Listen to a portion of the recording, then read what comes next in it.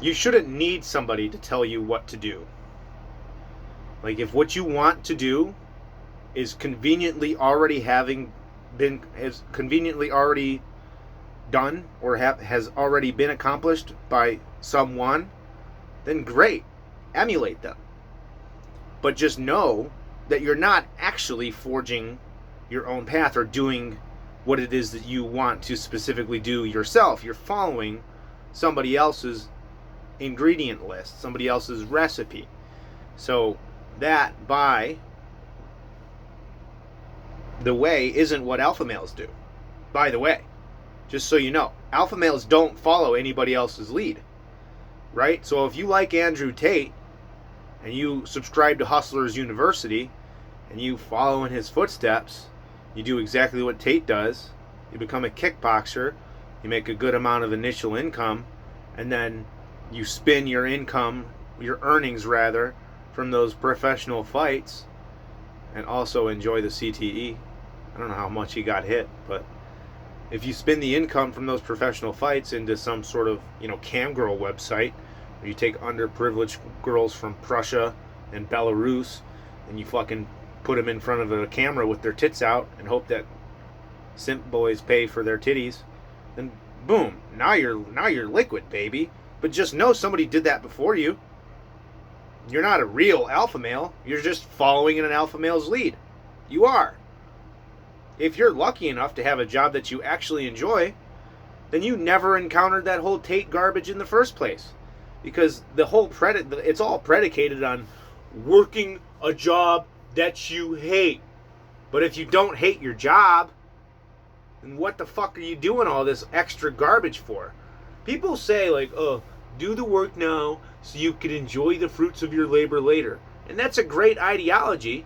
But at the end of the day, maintaining businesses, especially multiple businesses, is a lot of work. It is a lot of work. It's not work. Okay? So maybe you feel this internal fire that self-propels you into, reinvesting and doing 12-hour days, because that's what it takes, bro. That's what it takes to grind, bro. And maybe you get to enjoy it, but maybe you hate maintaining and building businesses even more than the convenience of being an employee. And make no mistake, there are definitely benefits to being an employee over a sole proprietor business. I can list a couple. Number one, easy benefits. Easy to sign up for bennies. Easy to maintain your life insurance, your investment accounts, all that shit. Number two, consistent pay structure. You don't have to think outside of the box to get your income. And number three, taxes. Okay? You have to start an S Corp to really start saving money on taxes. And to do that, you have to have a certain amount of income above the normal threshold of an entrepreneur. Otherwise, you're basically going to be 1099ing yourself, which means full taxes. So you got to keep track of all those fucking receipts. You got to keep track of all those expenses, all those bills, all those reoccurring debts. Oh my God. It just goes round and round. And then you got to make sure that you save 30% for the tax man. And you got to make sure that you save 10% to reinvest. And you got to make sure that you save 10% so you can pay your own bennies. And then by the end of the fucking time, you made $60K that year. Okay, great. Next year you can scale up and make 120. That's where the work comes in. That's where you earn it. But, it's still a big pain in your ass. These are things that people don't talk about. Like, I thought I was an entrepreneur. I thought I had the entrepreneurial spirit. Like, oh, I'm an entrepreneur. I'll just keep trying to build businesses. But at the end of the day, I just was having money problems. And I thought that I needed to make more money. But in reality, I just needed to spend less and scale down a bit. That was my answer. That's where I found my bliss. Not in building all these businesses and exploiting the sexlessness of the normal, casual, modern male into a positive income stream for me, as long as I disambiguously sacrificed any sort of ethical value I had in my heart. No. I just needed to make things simpler. And maybe you should take a second to think about what it actually means for you to be self-sufficient and self-actualized, and realize that a real alpha male figures things out for themselves. Like, nobody said, hey, Dominic, go live in an RV and throw away your credit score and your credit reports and answer bill collectors and tell them that you're literally just not going to pay it and they can sue you if you want. Like, that's what worked for me. That's how I beat my depression. Now I'm getting a little bit more sunlight every day and eating some real fucking food. Why did I ever want to start a fucking pyramid scheme business or get into sales or anything at all when I'm a homebody anyways? Even if I had $200,000 in the bank, I'd still be sitting at home fucking eating Chick-fil-A and goddamn, like, smoking pot. Like, my life would, if I was thinking about this, like, dude, my life would literally be no different if I had 200,000 or 1,000 like I do right now. I genuinely believe it would be no different. Maybe the story's different for you. But the main point of what I want to say is that if you want to be an alpha male, you're going to do things the way you decide to do it. You're not going to do things the way Tate or Deudis or Will or Cernovich or Rogan or Jeanette McCurdy or whomever, whatever role model you subscribe to, does it. You're going to do things the way you do it. But if you need a path to follow, then you just have to accept that you're not actually an alpha male. You're not.